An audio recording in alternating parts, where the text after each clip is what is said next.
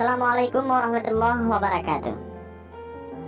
Islam mengajarkan umatnya untuk berbuat baik. Selain itu, Allah Ta'ala juga memiliki karunia dan rahmat yang maha luas. Ketika Allah menghendaki kebaikan dan ampunan atas seseorang, maka tidak ada satupun yang dapat menghalangi tibanya kebaikan dan ampunan itu. Maka dari itu, jangan pernah meremehkan suatu amalan baik, betapapun hal itu kelihatan remeh dalam pandangan mata manusia. Sebab hanya Allah Subhanahu wa Ta'ala yang berhak menilai dan mengganjar amalan sesuai apa yang dikehendakinya. Kisah berikut ini mengandung hikmah yang demikian, seperti diriwayatkan Imam Bukhari dari Abu Hurairah. Suatu kali Rasulullah Shallallahu Alaihi Wasallam bersabda tentang dua kisah insan yang hidup pada zaman sebelum beliau. Ada seorang laki-laki yang sedang berjalan kaki. Dia merasa sangat kehausan.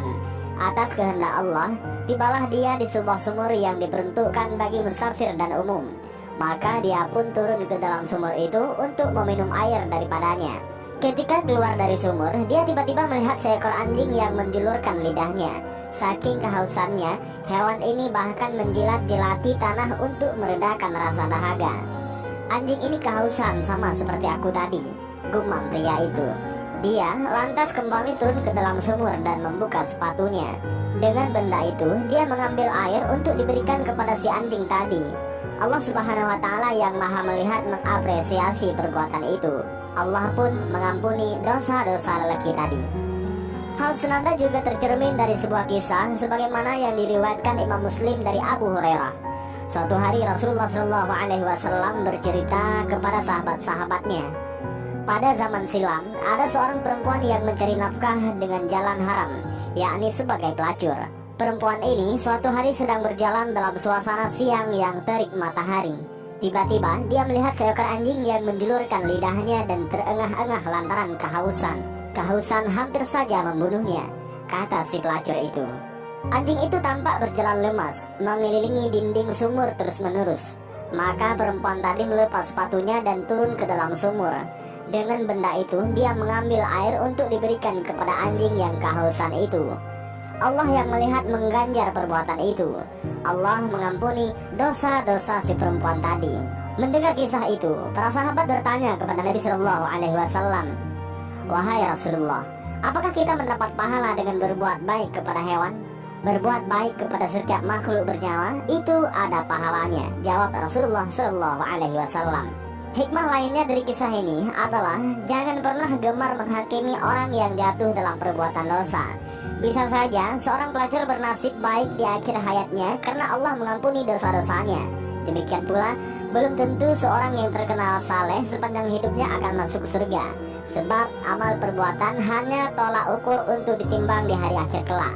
Adapun soal kemanakah tempat kembali, apakah ke surga atau ke neraka, hanya Allah yang maha kuasa dan mengetahui. Kita hanya bisa berdoa, semoga rahmatnya meliputi diri kita. Ada kisah lain yang menarik tentang anjing yang mengislamkan puluhan ribu orang. Bila dilihat dari sudut hukum fikih, anjing merupakan salah satu dari dua jenis binatang yang dianggap berat ataupun mughalladhah. Cara mensucikannya pun tidak seperti najis biasa, melainkan harus dibasuh 7 kali, yang salah satunya dicampur dengan debu. Memandang hukum ini, tentu kita akan berpikiran bahwa anjing adalah hewan yang hina, rendah, dan tidak berfaedah. Namun, Allah Subhanahu wa Ta'ala telah menjelaskan dalam Al-Quran bahwa Dia tidak menciptakan langit, bumi, dan isinya dengan tanpa faedah. Semua adalah hak. Kita tidak boleh mencela apapun yang ada di bumi, sekalipun itu seekor anjing. Jauh sebelum Nabi Muhammad SAW diutus dengan syariat Islam, Allah telah memberi pelajaran berharga kepada Abdul Ghaffar dengan seekor anjing. Ia adalah Nabi Nuh alaihissalam. Kronologi penamaan ini karena kisah yang dialaminya dengan anjing. Muhammad bin Hamad ibnu Ilyas al-Misri dalam kitabnya Bada'i al-Zuhur fi Waqa'i al-Zuhur mengisahkan, Imam Kisai berkata bahwa nama Nuh adalah Abdul Ghaffar ataupun Yashkur. Disebut Nuh karena saat ia melihat seekor anjing bermata 4, ia berkata, "Sungguh anjing ini sangatlah buruk." Tiba-tiba anjing itu berkata, "Hai Abdul Ghaffar, yang kamu cela itu ukiran atau zat yang mengukir? Apabila celaan itu untuk ukirannya, Sungguh, seandainya aku bisa memilih, aku tidak ingin menjadi anjing. Dan apabila celaan itu untuk zat yang mengukir, maka sama sekali celaan itu tidak patut untuknya, karena dia adalah zat yang melakukan apapun yang dikehendaki. Setelah itu, Abdul Ghaffar yanuhu ataupun meratap atau menangis, dan menangis atas dosa dan kesalahannya. Karena banyaknya dia menangis, maka dia disebut dengan Nuh, yang artinya meratap. Setelah itu, ada seekor anjing penjaga Ashabul Kahfi. Mereka adalah para pemuda yang teguh mempertahankan iman dari raja yang keji. Mereka melarikan diri keluar dari kota. Di tengah perjalanannya, mereka diikuti seekor anjing, hingga akhirnya anjing ini menjaga mereka selama di gua. Ulama berkomentar tentang hal ini. Anjing ini disebut Kitmir. Ia akan masuk surga sebagaimana Ashabul Kahfi. Kisah lengkap perjalanan Ashabul Kahfi diabadikan oleh Allah Subhanahu wa Ta'ala dalam Al-Quran Surat Al-Kahfi. Apalagi kisah anjing yang mengislamkan 40.000 orang. Kisah yang lebih menakjubkan ini terjadi di Mongol, sebab seekor anjing 40.000 warga Mongol masuk Islam. Kisahnya tercatat dalam kitab Mu'jam Al-Syuyukh milik Imam Az-Zahabi dan Ad-Durar Al-Kaminah milik Ibnu Hajar Al-Asqalani. Ibnu Hajar berkata, suatu ketika para pembesar Nasrani berkumpul di Mongol. Mereka datang menghadiri upacara besar yang diselenggarakan sebab salah satu pemerintah Mongol masuk Nasrani.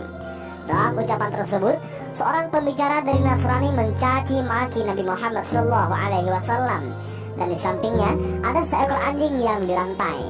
Ketika orang itu mulai mencaci Nabi, anjing itu mengeram, memberontak, lalu meloncat dengan mengincar lehernya. Hewan ini menggigitnya sangat keras. Para penjaga sampai kesulitan melepaskan gigitannya, dan baru berhasil mereka lepaskan dengan susah payah.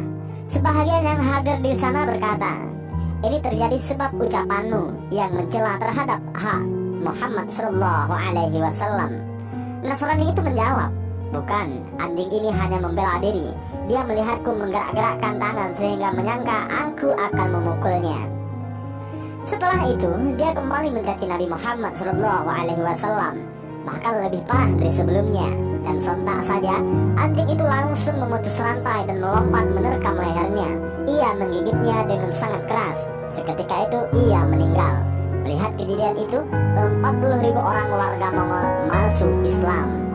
Dan inilah beberapa kisah tentang anjing. Ada kisah orang yang diampuni semua dosanya karena menyelamatkan seekor anjing.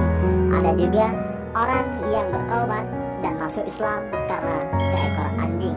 Dan dengan kisah singkat ini bermanfaat bagi kita semua. Amin ya rabbal alamin. Wallahu a'lam bishawab. Assalamualaikum warahmatullahi wabarakatuh.